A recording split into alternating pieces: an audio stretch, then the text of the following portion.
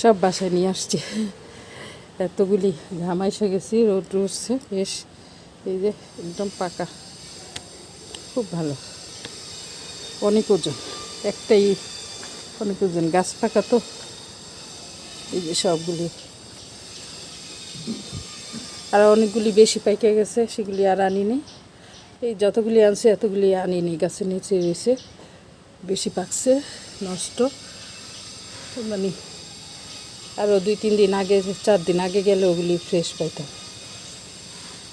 যাই হোক, এগুলি নিয়ে আসলাম। অনেক ঘাম আসছি, অনেক। আর গরম পড়ছে সেই একটা, অনেক অনেক গরম পড়ছে। কাদা শুকানোর রোদ উঠছে। তো এই যে তালের আপডেট।